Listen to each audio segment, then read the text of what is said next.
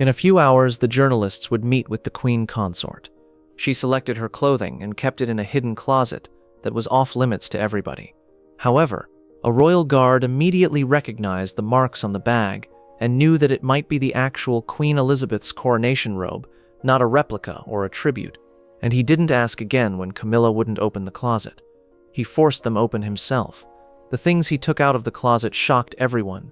Before we show you what happened that day inside Clarence House, kindly click the subscribe button and turn the notification bell on, and tell us what you would have done in that circumstance in a comment, because this was not a story that ended in the news. Behind a locked wardrobe, it came to an end. Clarence House had already shut down its lights for the evening when Elsie Grafton experienced a flashback. Comparing the clothes she would wear tomorrow to the ones requested by the press team, she was nearly finished inspecting her wardrobe. The instructions had instructed her to dress in something visually commanding, which would look good in the step-and-repeat photos. Camilla desired to appear to have ties to her heritage. Having worked as a junior chamber attendant for 3 years, Elsie was well versed in the duties of the position. Look for daytime sapphire silk attire. Take a look at the State Brigade shawl. Verify beige gloves for the welcome in the garden. Everything was in its proper place, well tagged, and prepared for tomorrow. It was then that she dropped her pen. Since the dressing screen was the only area she couldn't reach without bending over, it naturally rolled beneath it. Squatting down, she felt around in the shadowy space between an old campaign trunk and the wall. She knew it wasn't supposed to be there when her hands touched a big, heavy bag of clothes that was older than everything else in the spotless dressing room. It was improper for her to touch it. She knew that. But the deep velvet covering was dusty, and she felt her stomach clench at the way it had been pushed back there, hidden rather than stowed. The emblem on the bag astounded her, a crown encircled by laurel leaves, beneath which the initials ERT were written in faded gold thread. Regina II, Elizabeth. Gold-threaded oak leaves caught the little light that filtered through the opening, and she shook her hands slightly as she unzipped it a few inches, just enough to show off the deep crimson velvet within, which resembled a theater curtain. She had never seen this type of clothing in private closets or designated for public appearances, only in photos of coronations. Elsie brought it out from behind the screen and carefully zipped it back up. To ensure someone would see it in the morning, she placed it on the ottoman rather than returning it to its original location. Then she entered the corridor and called someone she definitely shouldn't have. Royal Collection. This is Elsie Grafton at Clarence House. I need to report something. There's a garment here with ER2 markings, crimson velvet, gold embroidery, and it's scheduled to be worn tomorrow. She didn't have to add anything further. An encrypted signal was pinging from a secure console located deep within Windsor Castle 20 minutes later. The personal assistant of Princess Anne had been alerted by morning. They were hand-delivering a sealed parcel to Sergeant Ian Merrick at Wellington Barracks. Possible unauthorized possession of state regalia scheduled for public wear. The House of Clarence's letter would alter everything. I must check now. There was more to what he had discovered than just any ceremonial garment. When Queen Elizabeth II was crowned in 1953 at Westminster Abbey, she wore the same dress. However, it was going to be worn again. Before dawn, knocks were untrustworthy, as Sergeant Ian Merrick had discovered. This one arrived at 4:52, just as the kettle in his chamber at Wellington Barracks was beginning to whistle, the swift rap of a tardy courier, not the relaxed beat of a friend dropping by.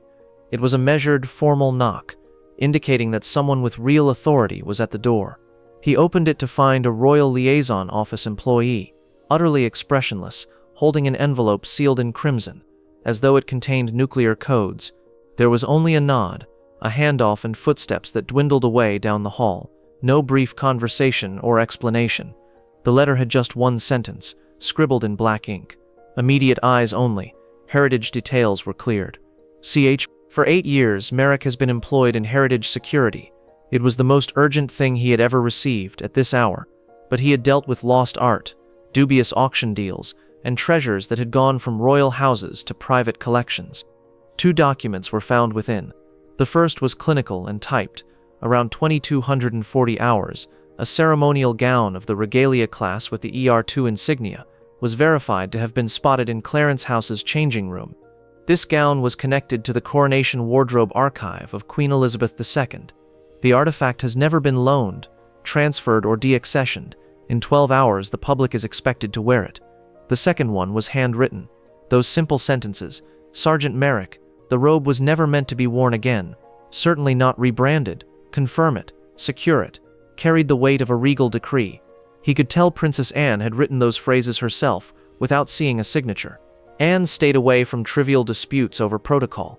What she wore and how she seemed in public had nothing to do with whether she was making notes before sunrise. The goal here was to preserve something that was part of the past. The paper was folded and placed in Merrick's breast pocket.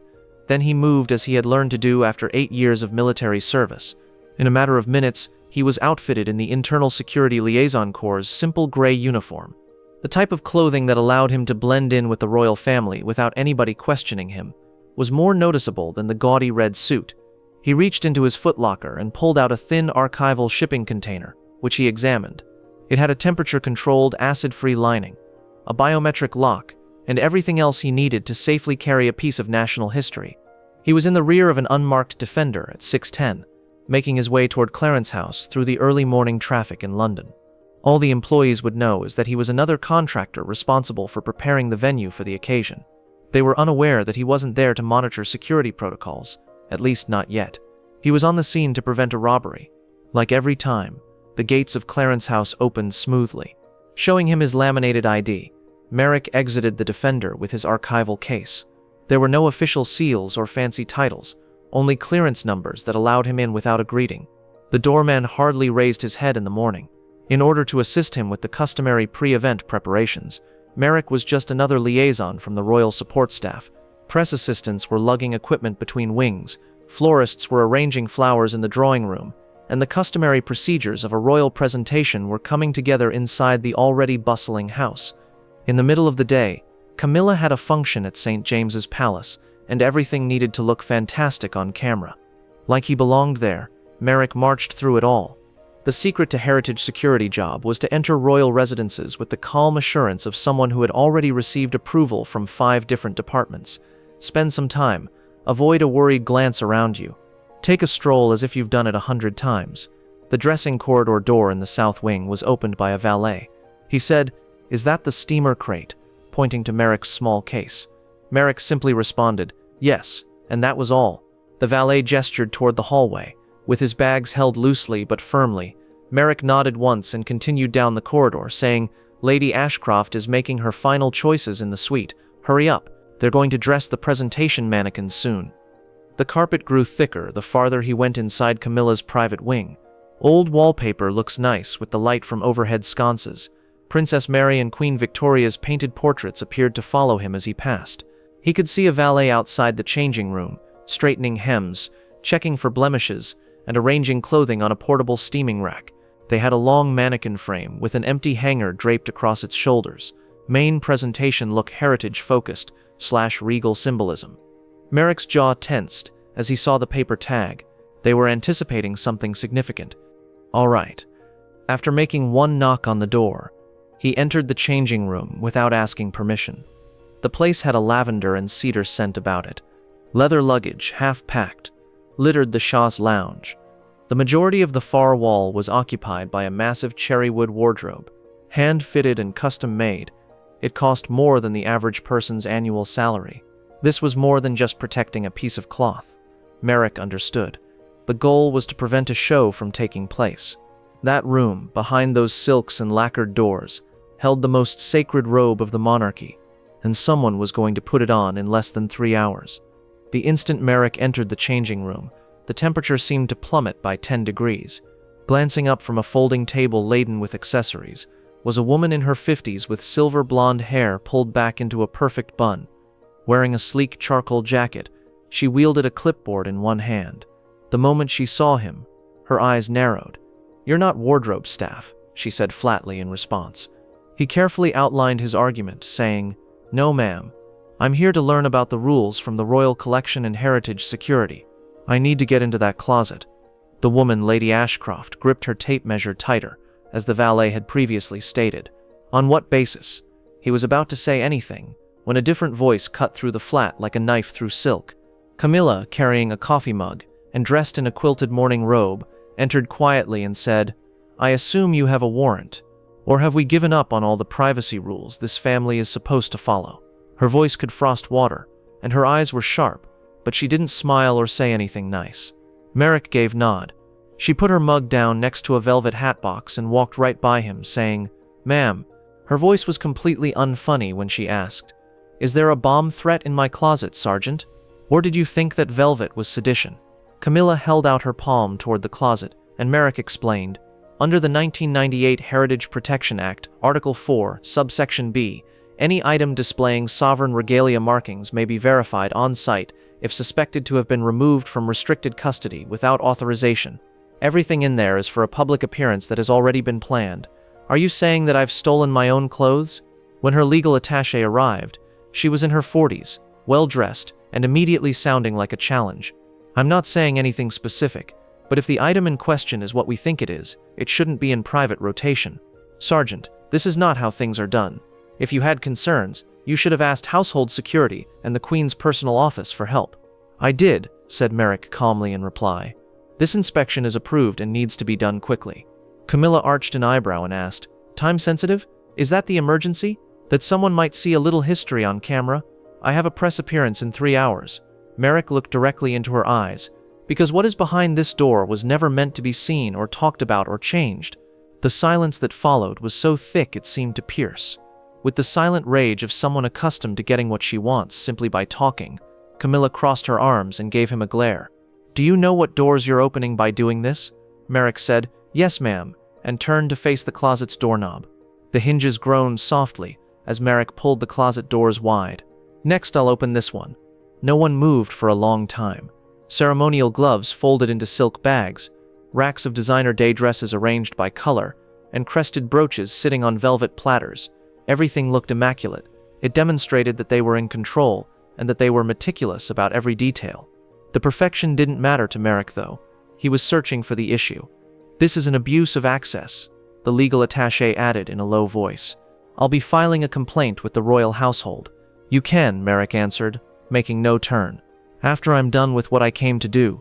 He noticed it on the bottom shelf, concealed beneath a line of formal attire that had been kept. The single clothing bag was heavier in the center and longer than the others. Everything surrounding it appeared more worn and older than its cotton cover. The other bags had identification markings, but this one did not. The top hem was embroidered with just 3 letters, which were difficult to discern due to years of dust accumulation. ER2, Elizabeth Regina II. Merrick's steady hands unzipped the cover gently.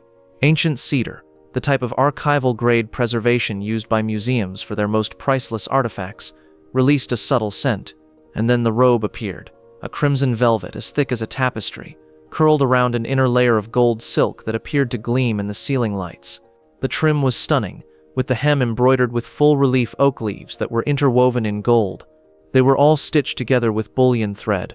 Instead of being stamped or printed, the royal arms were weaved into the fabric by hand using an outdated technique, and a worn linen tag that said N, May 1953, Hartnell, with lovely lettering right behind the collar, Windsor Studio.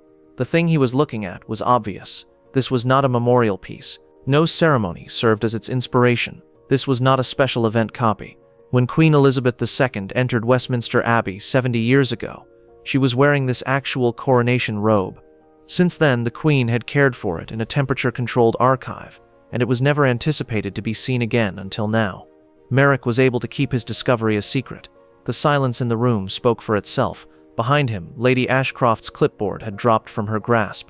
The legal attaché opened his mouth to speak, but nothing came out. It was Camilla who broke the spell first. She moved forward and paused just before the dress, before taking a deep, calm breath. "It was meant to be a symbol," she said collectedly. "A statement of harmony, a link between one reign and the next." Merrick gazed at the robe, its red hue having the effect of vibrating in the illumination. Softly, he said, "Symbolism is no substitute for sovereignty." The inventory code was almost invisible on the inner seam, so he took his tablet and looked at it. Immediately, the response was, Class 1, Royal Collection, Restricted Item. To begin holding, he began tapping. Its screen was locked. The chain of custody is now formally underway. At that moment, history was kept from turning into a costume. The coronation robe was carefully removed from its bag by Merrick, who covered the Chasel's lounge with an archival sheet and treated it with the same reverence that is customary for holy things. In addition to being heavy, the weight was difficult to believe because of the double silk lining and the luxurious velvet. When a young woman became a queen, the entire nation held its breath, and this robe contained the memories of the billions of people who had seen the pictures. Every branch and stem gleamed like sunlight in the 70-year-old gold oak leaf embroidery, which remained flawless. Layers of protective silk that had kept them spotless for decades allowed the 3 lions for England, the harp for Ireland, and the lion rampant for Scotland to shine through. Merrick looked at the construction tag on the collar. It was simple to read despite being faded. Hartnell, Coronation Commission, 1953, Royal No. 4.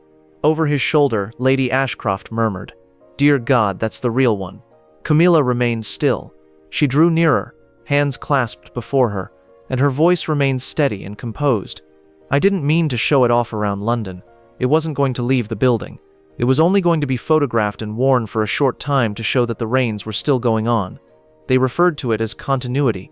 Merrick continued to write without looking up. Continuity doesn't need inheritance, so history should stay locked up in vaults forever, out of sight until everyone forgets it was there. "This isn't just history," Merrick stated firm but softly. "It's a legacy.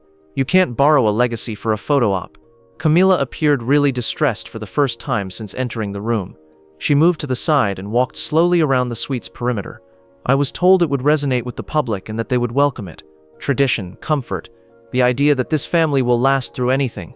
And to be honest, I agreed. The robe is beautiful and powerful. It sends a message." From his iPad, Merrick looked up. Across the crimson fabric, they exchanged glances and said, "It also sends a message that what belonged to the Queen is now someone else's." There was a lengthy silence before she said, "I guess you've decided I don't deserve that." Merrick returned to his workstation, where he input the serial number into the system for encrypted heritage verification. Restricted heritage item, Class 1, Custodial Authority, Royal Vault, Windsor, Export/display status prohibited, hold confirmed, custody initiated. He placed the tablet gently beside the robe after the response went green. He said, "I didn't have to make this choice, ma'am. It was made 70 years ago. I'm just here to make sure it happens." The robe could not be replaced. It was motionless and shining between them. With that, Camilla remained silent. She simply stood there, watching Sergeant Merrick put on white archive gloves, her face unreadable. Wearing that robe on camera would not be the next person to handle it. They would be returning it to its rightful place. After 23 minutes, the door of the dressing room was knocked on. Not a staff member's brisk knock or a valet's courteous knock. There was the kind of silence that indicated someone with real power was waiting outside after 3 exact knocks that were evenly spaced out. Camilla's expression suggested that she had been waiting for this moment, even though she turned to face the sound first. When the door opened, there was no ceremony. With a sleek blue coat, no photographers, no entourage, and no sign of her arrival, Princess Anne entered. Under her arm was a slim red folder that appeared to be evidence that was just ready to be presented. She surveyed the open closet, the coronation garments splayed across the Shasha's lounge, and Merrick standing watch beside it. After taking a moment to study the gold embroidery, she walked directly to the center of the room. Softly, she whispered, "Sergeant." Merrick straightened. "Ma'am." Placed on the side table, Anne gently opened the folder and removed one laminated piece of paper that had obviously been well maintained for decades. Her voice was firm and clear as she held it up for everyone to see and read. "Coronation robe, state velvet, designated item number 004, to remain in Royal Archives post-ceremony, not to be displayed, not to be worn, not to leave sovereign custody, signed ER." Her mother's signature followed, unmistakably clear, in the same hand that had done so for over 70 years when signing official documents and treaties. She looked directly at Camilla. Did the royal collection ask for this? Camilla had a very well-considered solution. It was suggested by advisors who thought it would make the right impression. Who exactly recommended it? There was no answer. Anne didn't wait for something to explain. This wasn't a choice about how to style it, she stated. It was a betrayal of trust, maybe not loud, but definitely on purpose. Camilla spoke in a steady, calm tone. No cameras caught it. It never left this building. It was part of a bigger conversation about renewal, about moving forward while honoring what came before. Anne remained the same. Next to the robe, she placed the yellowed inventory page, saying, "You honor what came before by leaving it as it is, not by changing it." The same story is told by 2 historical events that occurred 70 years apart. Once, on a day that changed everything. One person donned this robe. It was for that purpose. That was when it happened. And that, she answered, looking directly at Camilla, was enough. Looking at Anne as though she were calculating the cost of pushing back, Camilla appeared to be considering her response. You can't deny that it would have made something important. People adore items that bring back memories, like vintage textiles and symbols. I feel more at ease when things are unknown. Anne approached the robe and said something quietly. It's not reassuring. A shift has occurred. I want it at Windsor by noon. You can't wear someone else's crowning moment, she added. Pack it right away. She turned to face Merrick. Merrick grabbed his transport box and nodded. The legal attaché began to proceed, but Anne interrupted him without speaking. If this robe had crossed that threshold this morning under cameras without permission, it would have triggered a formal audit of the entire royal collection, starting with every wardrobe in every royal residence, beginning with this one. The man did not move at all. With a final glance at Camilla, Anne continued, You may wear whatever is appropriate for your title and your role, but you will not wear what defined hers. She then picked up her folder, turned to face the door, and only once nodded at Merrick. No pauses. Secure transport. Direct to the vault. She disappeared without a trace. Nothing grandiose or ostentatious, simply the subdued authority of a daughter defending her mother's legacy. Anne's departure created a new, darker, and more definitive silence. With her hands clasped behind her back, Camilla remained silent beside the window. After moving to the far corner, her legal attaché became quite interested in his phone. Reorganizing unnecessary accessories was Lady Ashcroft's main task. Merrick worked methodically and precisely. After unfolding layers of acid-free muslin and opening the climate-controlled travel case, he placed a stiff backing board inside. All of the movements were purposeful and practiced. He had done this hundreds of times before with valuable objects, but never with something so symbolic. In order to avoid overstressing the gold thread embroidery, he first folded the robe's sleeves inside. He then carefully folded the hem over itself, cushioning the gold trim between silk linings. At last, he placed the entire robe flat within the case, fastened it with velvet restraints that were crossed, and added a digital verification tag that would trace its location minute by minute. His tablet made a gentle chime when the locking mechanism clicked closed. The transfer of Heritage Class 1 has begun. Route of Custody, Windsor, Royal Vault, Clarence House, Escort, Sergeant I, Merrick. On the tamper-proof case closure, he placed a holographic crown emblem. Half the Royal Protection Command would be aware if this case were opened without authorization. This item is now permanently on hold, but no investigation is underway. Merrick turned to the chamber and said, Unless the Royal Archives choose to issue clarification, there will be no public record of this transfer. Camilla gave one nod, but it was unclear to him whether she was in agreement or disagreement. A leather bag that was partially packed for trip was next to the chaise, something he had previously spotted but had not mentioned as he prepared to leave. The coronation gown was precisely the same size as the specially fitted ridges that lined the inside of the container. That was why the case had been brought. A tiny label bearing the initials CR was found inside. He kept his mouth shut about it. Lady Ashcroft took a stealthy stroll to a nearby clothes rack and settled on a dress with silver trim and a navy coat. It was acceptable, classy, and unrelated to history. To no one in particular, she said, We'll change the schedule. The reserved appearance would be ideal. Camilla's attaché was already planning the logistics of a different type of appearance, taking notes on his clipboard. After opening the sealed case, Merrick made his way to the entrance. He took slow, deliberate steps that were definitive. The coronation gown would never be worn by anyone again, never be put on display, and never be photographed for public consumption. As he made his way to the exit down the corridor, he passed a young employee carrying morning tea. Probably assuming he was just another equipment technician or maintenance person, she gave him a hesitant smile and moved aside. She was unaware that he was wearing the most revered gown in British royal history, and it should remain that way. No journalist could see the service courtyard behind Clarence House from the front gates, since it was surrounded by ivy-covered stone walls and was flooded with gentle morning light. Merrick left his case in hand and walked out into the clear air, unfollowed. In its proper location, the Royal Collection transport vehicle was waiting with its rear doors open, its climate-controlled interior already activated, and its biometric security panel blinking green. With deliberate, steady strides, the type a soldier takes when returning to sacred land with a flag, he traversed the courtyard. A door behind him clicked faintly. Though he was aware of who was there, he did not immediately turn around. Camilla was standing by herself on the back steps when he eventually turned to look behind him. There were no aides around, and she was not wearing a coat to keep the morning chill at bay, as though she were bracing against something other than the cool air. She had her arms encircling her waist. They looked at each other for precisely 3 seconds. There was nothing from her. He didn't halt his actions. They did not nod or show any signs of forgiveness or recognition. A line had been drawn, crossed, and then repainted in indelible ink, and only 2 persons knew it. After exiting the van, the driver unlocked the storage compartment. This was a specially constructed room that might have securely stored nuclear codes or crown jewels. Merrick scanned his biometric ID, placed the case inside, and waited for the system to verify that the chain of custody had been transferred. After one green light, another. At last the robe was on its way. Merrick the sergeant.